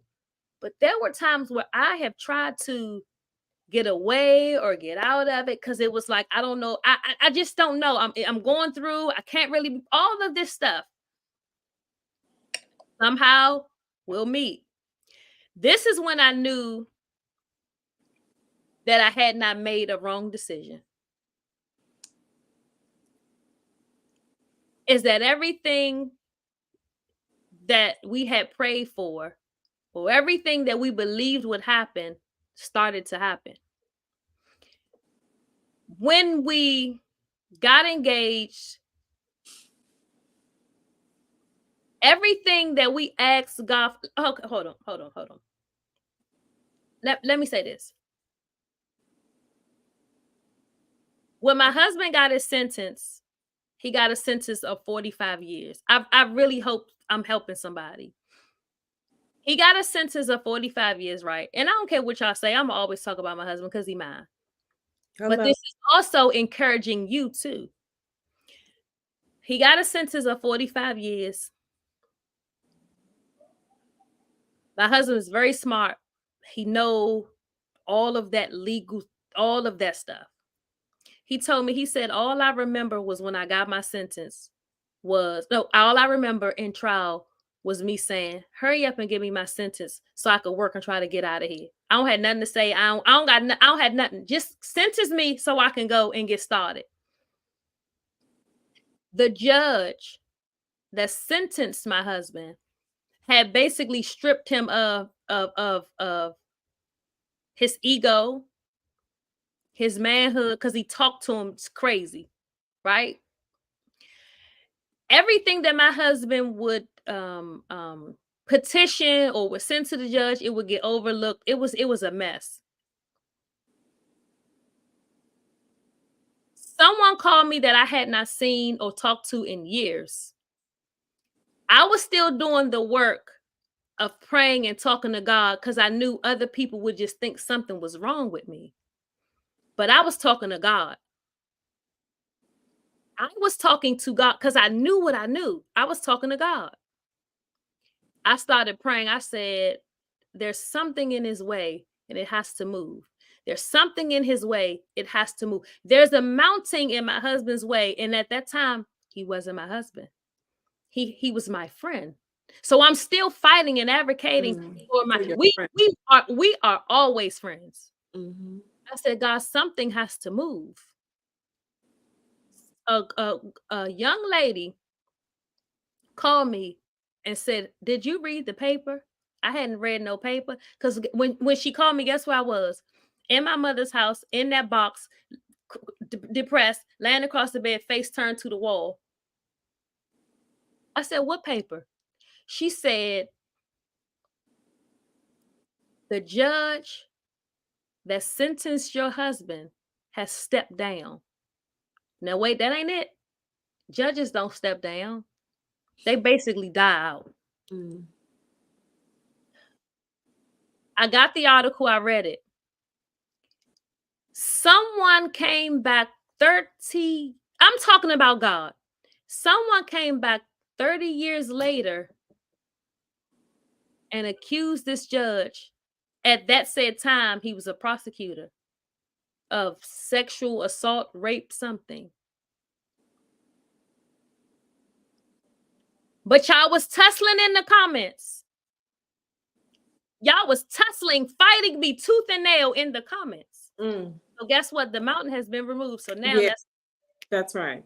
Still took some time because here's the thing. You got to wait for time. Mm. You got to be willing to wait for time. And we're going to do a segment talking to prison wives and girlfriends. If you can't wait for time, just that ain't your thing. Don't even worry about it because I support you. But if that ain't your thing, just keep on going, baby. Just go ahead and get you somebody that's already free. The mountain was moved. Now we can work. But let me tell you something else, because I told this before, but I'm going to tell it again. I'm asking God, because here I go. I'm a servant. I want to work with the underserved population. The question that CC asked me, I'm answering it now. When God says a thing, he confirms it. That's how I knew. When God says a thing, he confirms his word. Don't nobody got to believe. Don't nobody got to believe. Y'all tussle with me. Don't nobody got to believe. Family tussle with me. Y'all tussle. My brother was tussling. My uncle was tussling. And they ain't come to the wedding either. Because y'all was tussling with me. Because they would rather be wrong. They would rather be right. I'm sorry. Oh, don't do what you doing. Don't go into God. Let me tell you something. God bless my grandmother's soul. When she knew I was getting ready to take a trip up in the mountains, she called and said, granddaughter, it's going to be a storm. I said, I know, grandma, but I'm going anyway. She said, I'm praying for you. See, I wasn't expecting to go here. I got relationship. And all I needed was for one or two people to believe. Right. That's right. Cece believed. Carrie believed. Keisha believed. Linda believed. My grandmother believed. She had no and loved David to the day she closed her eyes. So let me go back. I told you about the judge. Now I'm saying, because I still got to work on my life, my lifestyle, my career, what I want to be, who I want to be, because I like money too. Okay. I have been saying for years, oh, I want to work inside the jail. I want to help people, whether it was men or women. I knew what I wanted to do. God did that for me. Just listen to the story. God got me in DC jail during the time of my orientation. I'm in orientation and get a phone call that says, Ukia, WAP is up to jail. Now I panic. Let me tell you why. Because I'm a woman of integrity, right? And you want to do all things well and all things right. Because guess what? You're not going to have me tied up in nothing. I said, can I have the document where I have to list all of the people that I know who could potentially either be in the jail or come through the jail? I had an uncle on there, my cousin, a female cousin on there, and I added David. So I did what I was supposed to have done. Long story short, because of my employment and him being housed, it can be a connection. Mind you, I'm his advocate. I'm his advisor. Okay? I'm his confidant, and we can't talk. Oh no, wait a minute. This ain't gonna work. So I said to God, I know I asked you to put me here, but he needs me the most. So you got to figure this out. Wasn't there that long. I was teaching some new recruits of CEOs about like racial diversity and equity and all that stuff, inclusion and diversity. And I'm just up front, I'm talking, and I got injured on my ankle. End up having to go. I was out on workman's comp. 2 men come to my house because I'm still telling God, you got to get me out of here, but I don't want to have to do all the work. 2 men knocked on my door. I opened up the door. I let them in. One had an envelope and one just stood there. The man gave me the envelope. If you heard this story before, put a 1 in the chat. If you ain't never heard the story before, put a 2 in the chat. The man came in the door. One had an envelope, one didn't. The man gave me the envelope. I opened the envelope. Was no fit because ain't no fit never been in me. No coward has never been. I'm going to stand 10 toes with whatever I got to be faced with because I've seen worse. I've been through worse. I survived things that would have killed other people. I be wrestling with the enemy. I opened up the paper. The paper said effective tomorrow. So God did a quick work. Just pay me my money. After tomorrow, effective immediately, you will basically no longer be you will no longer be employed by DC jail. Oh, here we go. Now let's boogie. So I read it. I sit it down. Is there anything you need from me, sir? Well, we just need your badge. Did you have any computers, laptop, phone? No, sir. Here's the badge. The badge was hanging at the door. I give him the badge. The man is standing. The other man, you got one doing the talking. You got one doing the looking. The one doing the looking, just still standing there. The one doing the talking says, ma'am, do you have any questions? I said, no, sir. I don't have any questions. This is an answer prayer. The man was looking like a dead headlights. He wanted me to have a question. Sir, you ain't do this for me. God did. The man is standing over here who's the looker. The man got tears in his eyes because the man is so used to people cussing them out, putting them out, fighting them, shooting them, doing all this stuff. Oh, I need my Thank you. And thank you, DOC, for the opportunity. But what I'm trying to do is much more important and it's bigger than this. You'll see. I told the man, I said, he looked at me and said, ma'am, I don't know who you are, who you going to become. I said, just stay tuned. Just pay attention. Because I'm talking big. Know why? Because I can talk big. Because guess what? While that man and that man was together, God was backing me.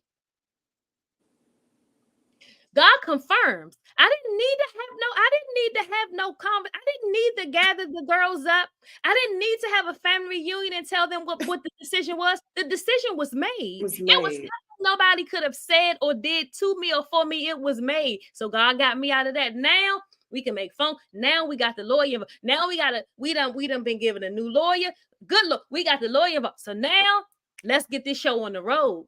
So now we're talking, we're doing this. What do you think I should ask for?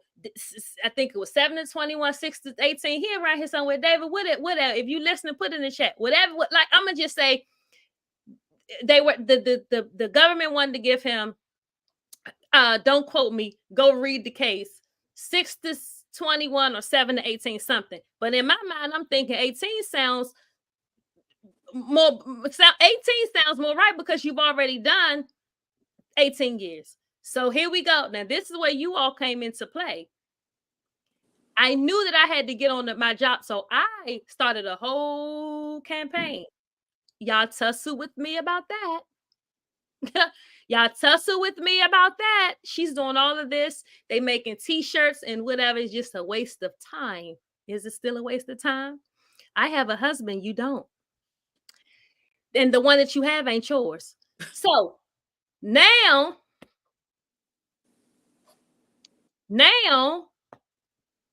we're talking, we having big conversation.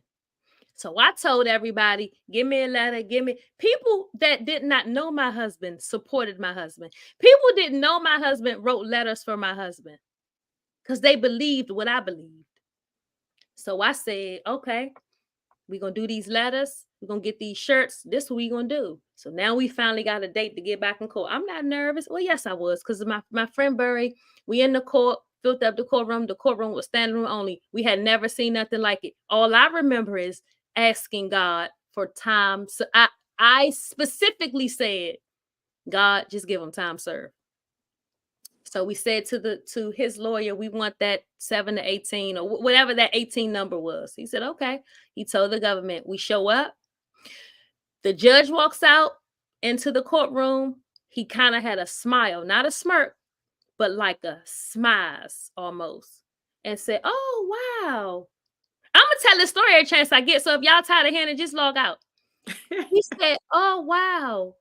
Who do we have here? Who are all these people for? And I think everybody chanted, David, you had to be there. Like David Wilson or something. He looked at the prosecutor, little slim lady. He said, who's here with you? She said, oh, nobody. He said, By the look of the judge's face when he came out of his chamber, I knew we was good.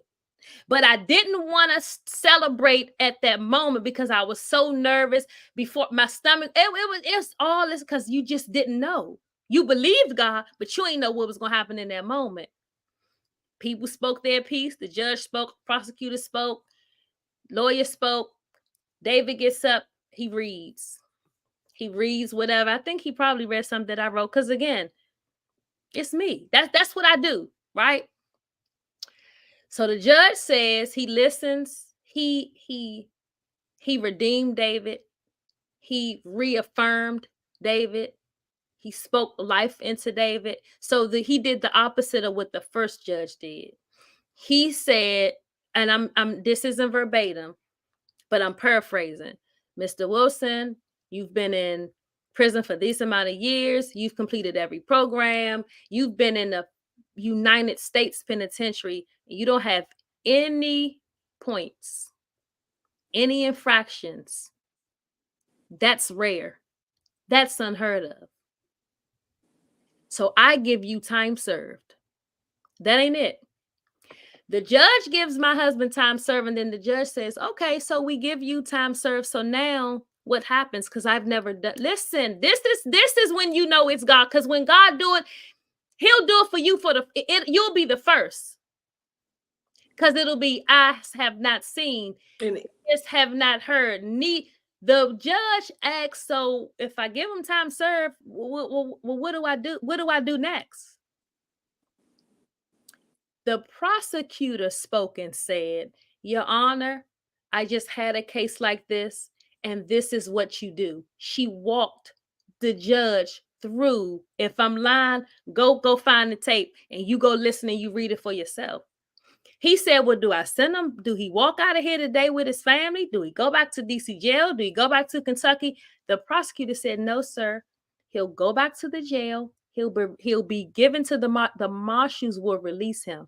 See, things like this happen when you in your own mind, you in your own bag, you in your own Bible, and you in your own business. I wasn't hating on no.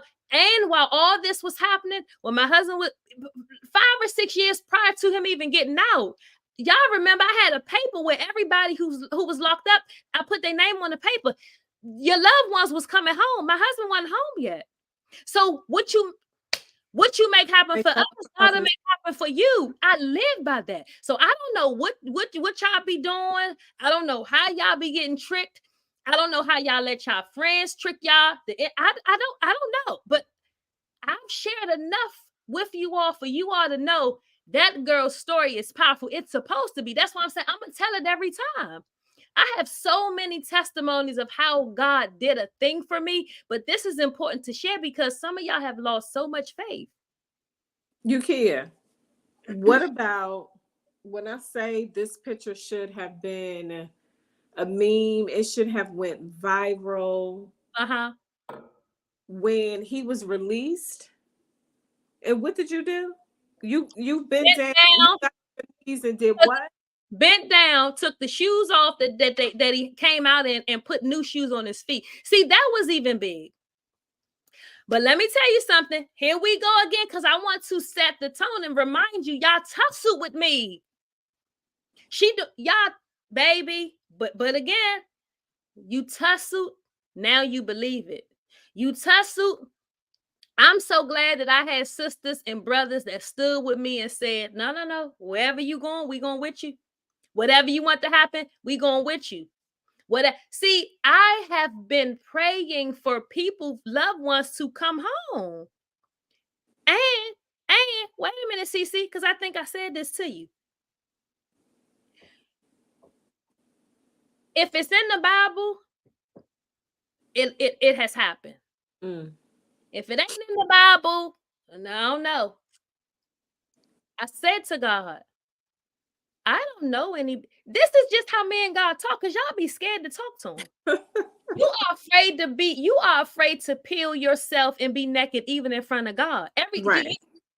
You faking with him. Your father. That's your father. I said, God, I don't know nobody in the Bible that has a life sentence.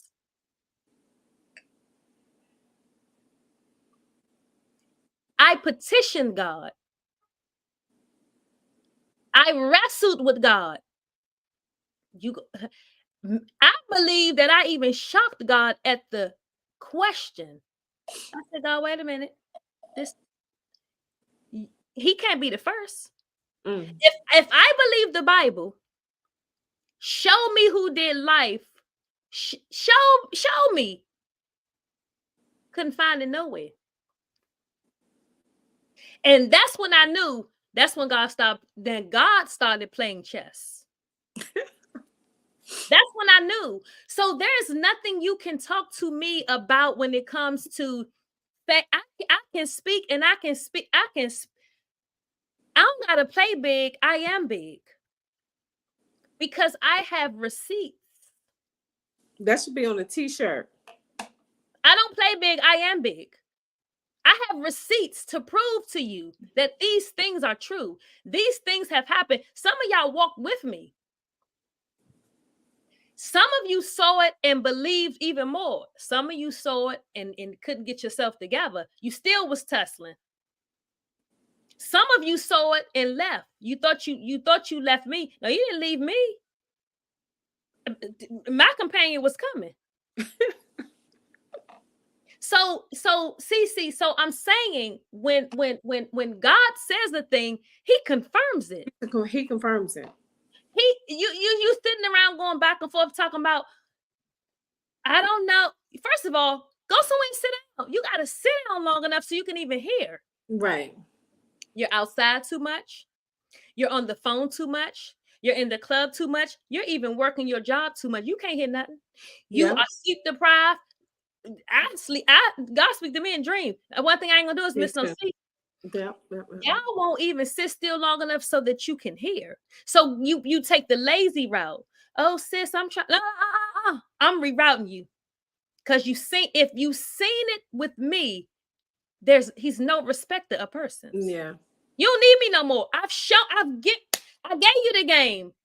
I gave it to you. So go ahead. One thing that I love that Miles Monroe said, and I say this all the time to anybody that will listen, that everything that you want has to be tested for authenticity.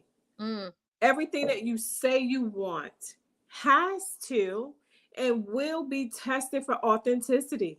So you said, well, what happened?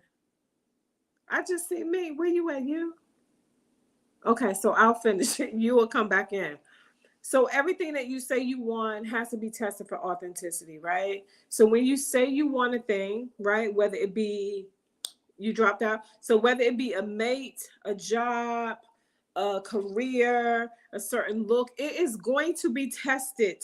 Yes. The authenticity is to make sure that you want what you say you wanted, right? The reason that people will never, and not most people will never see the finish, is because they fall out before it's provided, before it's proven, before it's shown. Because people want things for emotional reasons. They want things in the moment, but most people do not have that fortitude to go through the testing. Most people don't have what it takes to go through the season.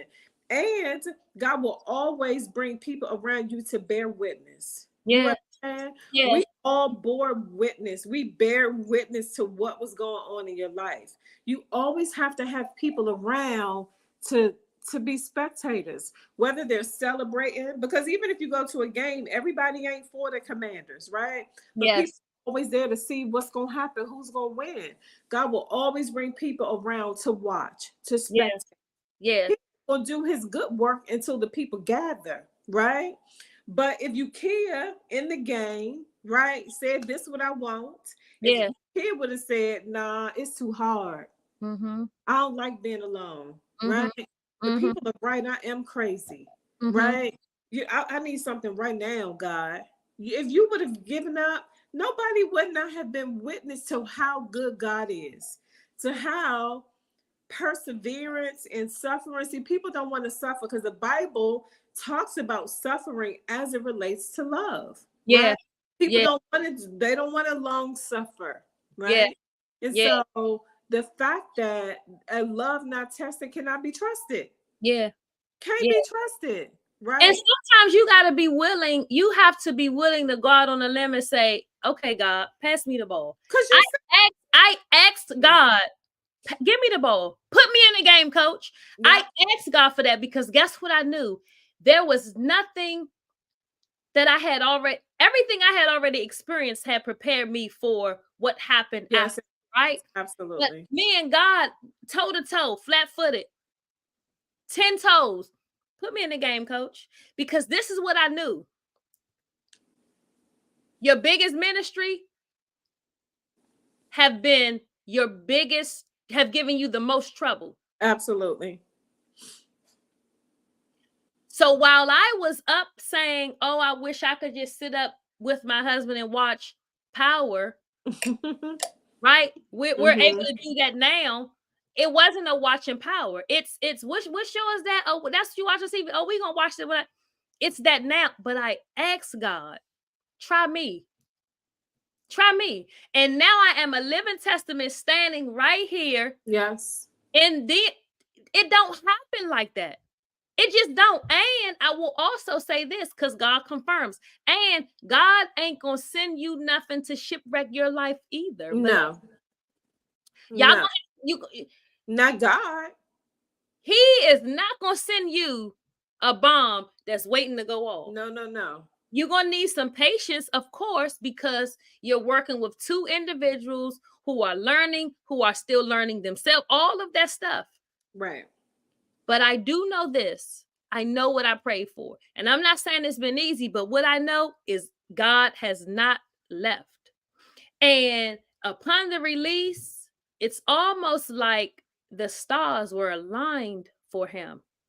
Because again, I'll remind you, Carrie may know what I'm about to say. I'll say it and she can drop the scripture. He who finds a wife finds who finds a wife finds a good thing. And Y'all obtain stop favor. right there. Y'all stop right there. And he And obtains favor. from God. Mhm.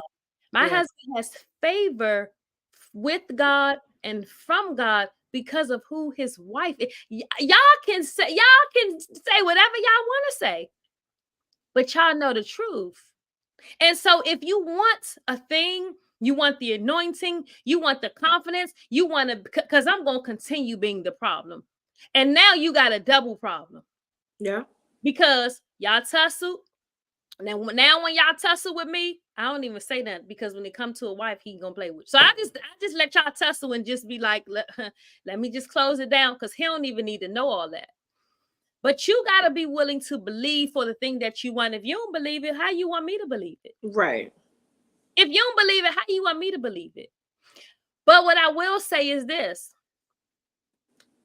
The other thing, and CC, you can also, we both have 2 children. I was a problem when I had a son after graduation. That boy grew to be something that you all did not even imagine.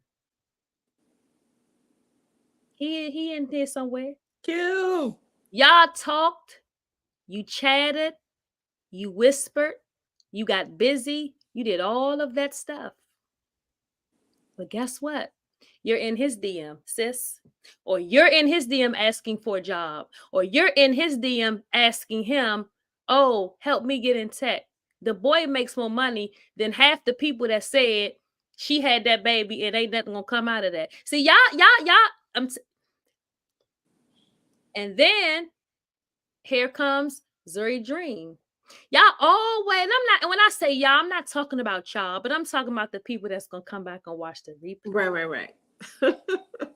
Not all the people, but the people that sneaks it late at night and watch the replay.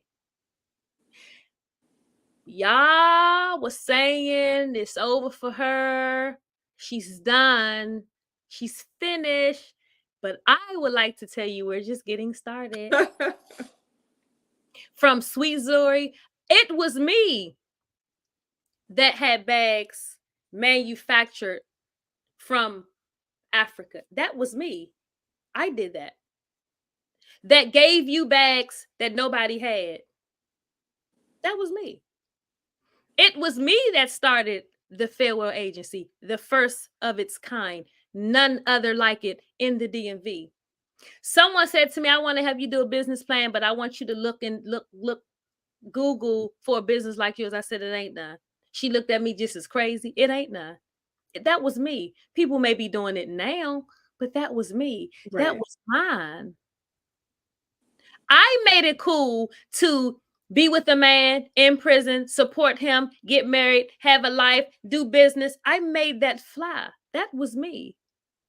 So some of the girls that shaded it now says you wish you had it. And I don't know what to tell you. But CC, what I appreciate about you is that you never changed. And we've had our things with people. But what I love about it is that we decided collectively, and we collaborated and decided, oh, no. This ain't me. This ain't a me and you problem. That's a them problem. That one problem. Yeah. Because you'll know when you got you'll know when you got a sister, because you're gonna click, you're gonna connect. It's gonna be magnetic. Every time I talk to CC, I'm trying to talk to her about something that she's talking about. You can't. I just saw you. And let me see. And I saw you with that. Listen, even down Ukia, I just noticed this today. I was telling Ukia when we first kind of popped on live, like I had a black shirt on. I was trying to figure it out. I came back and put the red on. Then here come Ukia coming in the camera frame with a red shirt. So I said, girl, we were already talking about, girl, we gonna toast, I'm gonna get some wine. And then I'm not even noticed because Giselle said, Mommy, make sure you put your shirt down so your little heart can show. Yes. Right? Yes. That I got for birthday. And then I looked and said, you kid got on heart earrings. Yes. I mean, it's just wasn't again, God confirms a thing. While you be trying to figure stuff out and why did it have to be, I never. Now yesterday when I posted the flyer, Cece sent me, I said, send me a picture. She sent me a picture of her wearing pink. And I said at that moment, oh, my son did a photo shoot of me. I think it'll just be cute if I just post both of us in pink. That was yesterday. Today, none of this was planned, but that's how I know she's my sister. That's how you know you have a. I didn't tell her wear red. No. We did not do wardrobe checks and exchanges, but that's how you know. Because guess what? We want to continue being I don't plan on turning down, turning off, cutting off. I'm not even sorry. No. Well, none of that. And I'm older than you. You know what I'm saying? Like, obviously. It's like, no. But I'm in the second phase of my life, right? As you mentioned, I have 2 children. My youngest kid is 15. And so I have 3 years. And not that I'm going to always be a mom, but before I feel like I really, really turn up. And the way that I'm talking about turn up, it ain't in the way that a person could ever even imagine, right? Yeah. It's in the way that I am completely settled. I'm completely who I am, right? That I am. I'm out of the country. Yes. I'm doing charity work. That, I'm providing scholarships or maybe homes, or I'm just on the boat sailing and enjoying my life, right? That I'm stepping into a totally different space, a totally different dimension, that I have served my time, so to speak, in terms of, getting kids through school and like totally being a mom. Like right now, I'm not missing out on anything. That my focus is on being a mom. My daughter loves volleyball, and guess what we doing? Volleyball. We doing tournaments. We doing all the things to make sure that she has this happy, balanced life. And I feel like that people should figure out like what works for them, and then just do that, and then connect with people along the way. And me and you kid, we have a date. We should have met up so many times before, and it's fine. But when we meet up, it's gonna be, we already know what it's gonna be, right? And it's times, it's like, you know what I'm saying? It's just those times that you meet up with people that you love, that you trust, that I feel like that we have proven who we are to each other, because love is an action, it's a verb, right? That if you say you love me, I'm sorry, you got to show me. Right? And if you don't show me, then you don't love me. And that's just the bottom line. You have to prove to people, to me, God proves to us that he loves us daily, right? So who am I? I love you. You call me, I'm there, right? And so I'm just in a totally different headspace. Like, I love that I'm growing. There's some things that I want to, kind of do differently. There's some things that you can't, girl, let me tell you something. And I'm going to tell you something that I watched you do and was just like, okay, oh shit. You know what I'm saying? Like, even when David came home and he's getting acclimated and, he's like kind of doing his thing.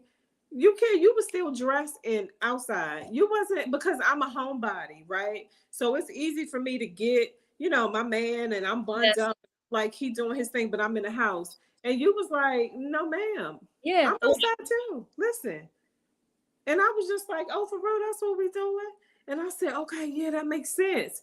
But there's so many things that you can pick up from other people. But the only way that you can do that is you have to know who you are and be okay with people being who they are too, right?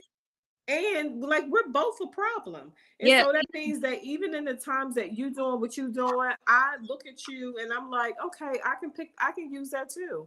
I don't know Carrie, but I can't wait to meet her. And you're going to make that happen, because I have always from afar respected and admired her energy. And I'm going to tell what I love more than anything. Girls, that's a problem and they nice. Girls, that's a problem and they not catty. Right? And it don't mean that you got to like everybody, but something about her energy from afar that I have always loved and respected. Yeah.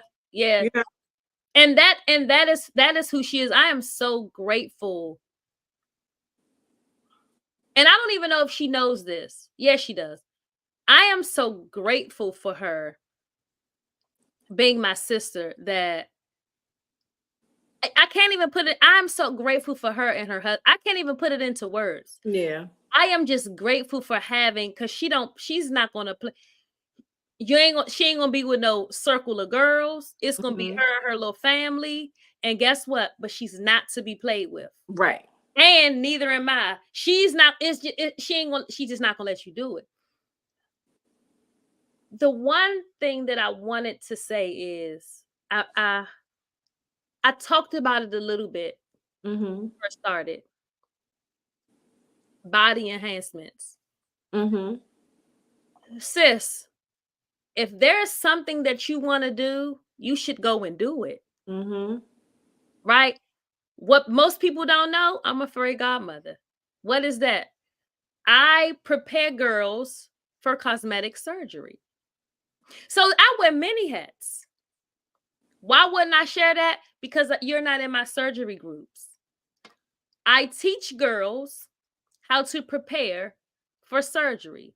Lipo, 360, BBLs, breast augmentation, breast lifts, eye lifts, chin, all of that. I prepare, I tell you what you need, what you don't need, the vitamins that you should take, how often you should take them. I teach you about recovery houses. I make you do research for 1 year so you can find your own. I do that.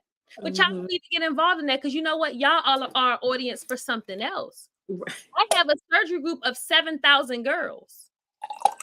So I am her. Those girls don't know this part of my life. All they know is, wait a minute, she's an expert at this. So I am telling you what to do before you go out to Miami or to Atlanta or to Turkey or to wherever you're going. I tell you what you do, because nobody's going to come and get your body because you ain't do what you were supposed to. Look at you. I am a fairy godmother. I have a surgery page. I have a surgery group. You know why? Because here's the thing. Newsflash, newsflash, let's make an announcement. I've had it. I didn't need to make the announcement for you all, because you know why? Y'all don't know what to say sometimes. Mhm. Oh, you fine. Oh, you don't need it. You don't know what I need, sis. This is what I knew. The only person that I needed to consult with was my husband and my mother and my father. And they were, okay, well, how does that look? What do you need from us? What do you need us to do? When my surgery was done, my husband came to get me. Who went with me? Not a soul. I'll tell you why. Because y'all be hating a lot. Mhm. And I knew that this is something mentally that I wanted to do myself. Right. I said, this is what I want to do, and this is what I'm going to do. I didn't need nobody saying I didn't need nobody saying nothing to me. And I am so pleased with my decision, with my results, and I could go back if I wanted to. So I don't need y'all in my business. But I'm gonna tell you something. If you want the enhancement, get them. The only thing I would advise, I don't care for the surgeons here, because they're very expensive and they don't know the work. They don't know how to carve. So, but if you want to, go ahead. But I am saying, if you have the money, and many of you do, if you have the money, please get it done. We're up in age. Let me tell you something. You don't have to be a Kardashian. You don't have to be Dolly Parton. Sis, you do what you want, because they do. I saved the money. They put you on a payment plan. I knew what I wanted. They told me stay 7 days in the home. I stayed 7 days. I didn't cut no corners, because I knew this was life or death. So I do all that. So if you're trying to go get surgery, inbox me, sis. I can probably help you and give you some pointers. But that's the thing. If you want to be in a gym, Quinn be in Come the to the gym. gym, do that. Ozempic got the girls together. Ozempic is getting the girls and the men together, baby. Summer's coming. What you gonna be giving? I don't want to hear you complaining. Come middle of June. Oh my God. Oh my God. I don't want to hear it, because guess what? We are in March tomorrow. Baby, you can go and have yourself together in 12 weeks. So I don't want to hear it. Taxes is coming. I'm gonna get eye fillers because I don't want bags under my eyes. Mhm. I want to continue looking youthful. You got to do what you need to do for you. Right. If I didn't like my lips, I would get lip fillers. If my nose was too big, I would get a Michael Jackson nose, which I already have, and I didn't get that. I was born with that. So whatever you want to do that. I just wanted to encourage you all that it's okay to be the problem. Now that you've sat and listened to the podcast, turn it all the way up. All the way. On your supervisor, on your boss, on the people at the school, the people at the job, wherever. Because I do not want to see any of you acting small, looking small, being small, playing small. That's not who you are. And that doesn't look good on you at all. But I felt like we needed to have the dialogue because I'm walking around and I'm seeing so many women who are just, you distraught, you torn, you worn out, you're distressed, you're in distress, you confused, you don't know what's going on, you can't figure it out, you can't get up. Sis, get up. And you have all this masculine energy. What's wrong? You're not a man. All this masculine energy. I'll let you speak to that. Because what's wrong? That's so, when I say that is so unattractive in the worst way. You have so much masculine energy and you want a thing. Because here's the thing too. I think we sometimes a lot of people live in a society where they don't want a man and they don't need a man, and that's your business. Well, I do. I want one and need one and appreciate. I want one and need one. I can't have a man, right, trying to be an alpha female and trying to, clone myself as this bad bitch. Like, I get it, but no, that's not. No.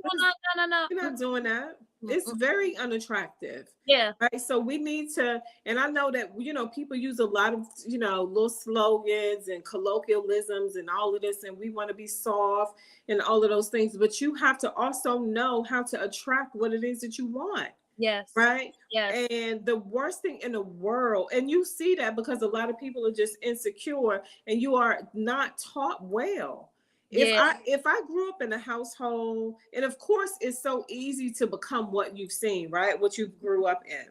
But if I grew up in a household and all you see is women that demasculate men, then typically that's generally what women do. But I do the exact opposite. And I'm gonna be honest with you too. I typically don't listen to women about men. Women can't tell me about a man, right? You could talk to me. You could talk to me about your man, but you can't. I listen to men about men, and when men tell me about men, guess what I do? I follow suit, right? I listen. If it's a man that I'm trying to attract, then I can't, And then don't get me wrong. Obviously, there's certain things that we can pass on to each other, but I'm only listening to women that has a thing that's attractive, that's alluring. But we have to, as women, stop with this masculine energy. We have to stop with this men versus women type of, like scenario that we have going on. Yes, I have been hurt 1,000 times by a man, and I'll add a black man, right? But guess what? I still want a black man. Yeah. And I can't have a black man if I keep blaming a black man, because at the end of the day, I'm the common denominator. Yeah.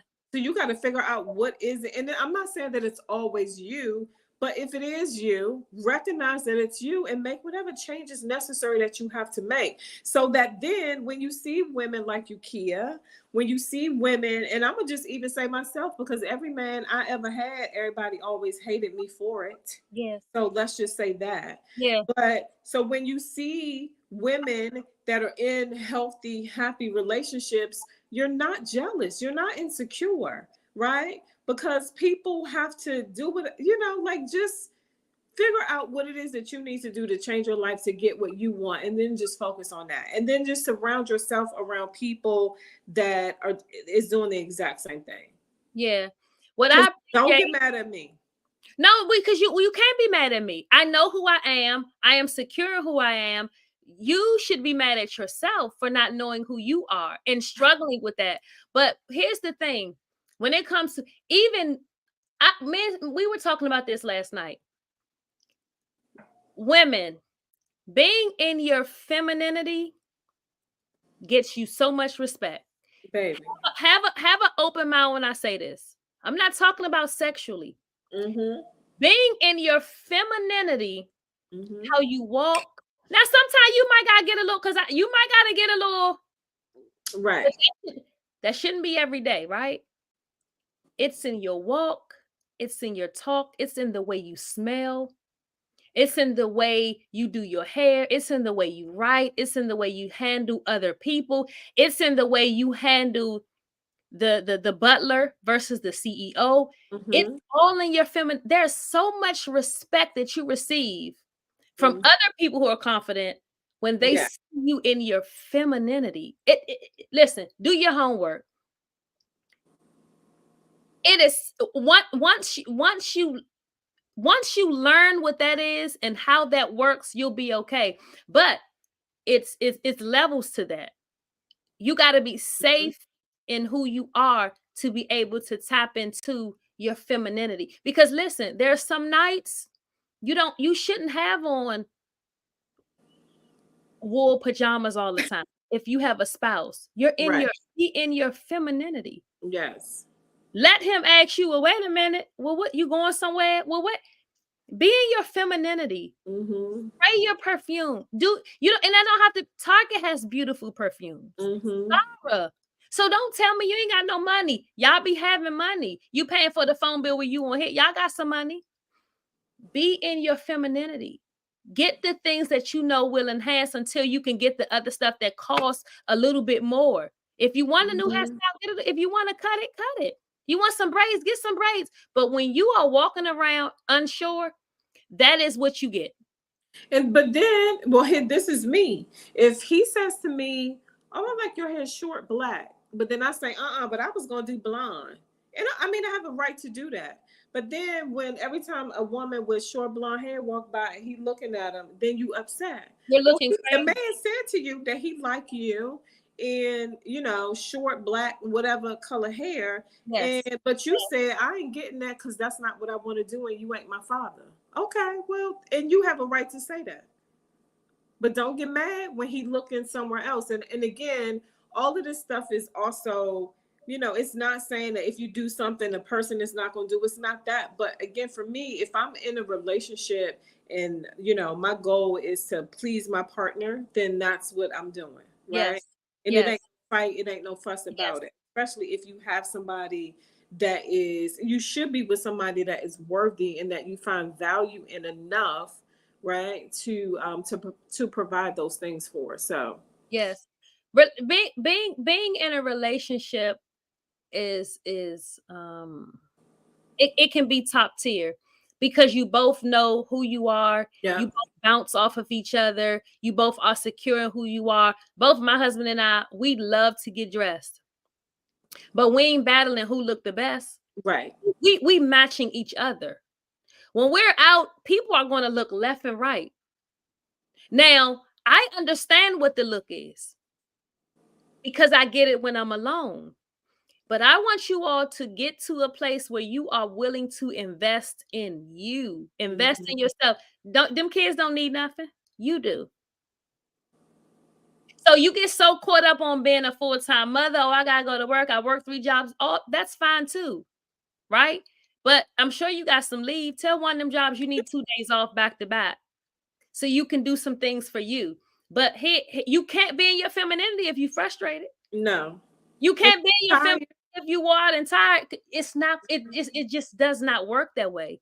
So I hope that you all will understand that this dialogue was important because I want you to be the problem. I want you to cause commotion, all of this ruckus. What is Mhm. going on out there? Who is that? You can walk in and don't say nothing, and a person will be on the next floor and know that somebody like yourself have entered the room. Do you know Mhm. how big that is?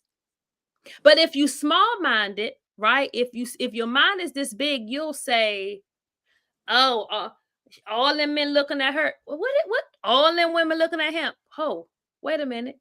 You don't even know that the thing that I carry is bigger. When I walk in, I can't turn it off. Right. I can't turn this off. I want you all to be the problem. Learn how to be the problem. And while all these things are happening, and we're dealing with death and grief and things we don't understand, and the world going crazy, and Ukraine, all of that stuff. But here's the other thing. Some of that stuff don't even have nothing to do with us. We just getting involved. So that's another way. Go mind your business. We getting involved. We spend a lot of time. You know what I love? This is what I forgot to say earlier. I love following women that got a look and got something to say. Let me tell you something. I love my husband, but if I see a woman out in the street or on that social media and she bad to the bone, I'll be watching Nia Long and be like, Nia Long is bad to the bone. Yes. I'll be listen, I like that. Because I'm inspired. I am watching. Who are y'all following? Because see, it's okay to follow people but everything ain't funny. You need to follow some women that you are saying, man, let me try to recreate this. Right. She looks gorgeous. That's a beautiful haircut. I want that body. Because listen, if you do go to your surgeon, he gonna ask you, show me a picture. So what is your picture? What does your picture look like? So with that being said, I think that this was perfect. I don't have nothing else. This was 2 hours of just pouring and pouring. We have to come back. When it comes to topics, God gives me topics like at the last minute, but I also always want to make sure that they're meaningful and I can give you something versus just coming on, because I want you to be able to come back and say, I missed something. Let me go back to that. And let me say this, because I think I want to say it on every episode. This podcast is going to be big, and I'm going to be big with it. You looking up there and you see 8 people viewing, you're going to come back here and it's going to be 8,000 viewers. And you know why I can say that? Because God is big. And I've said things and he has honored that. What I know is I have not served over 8,000 people for God not to give me 8,000 viewers and watchers and support. Right. You're not going to tell me that. It's going to be big. I'm one way or another, not by hook or crook, by Christ. It's going to be big. I know that I'm going to be big. It's going to be phenomenal. It's going to be something that people are going to talk about for a long time. I can't believe God did that for her. You should have. You should have. You should have. So, Cece, I appreciate you. I love you big. I love you down. You know that. I know that we like 10 minutes, 15 minutes apart, and it's a shame. And I'm embarrassed to say that I ain't been down there yet. But what about that day we was waiting for y'all all night?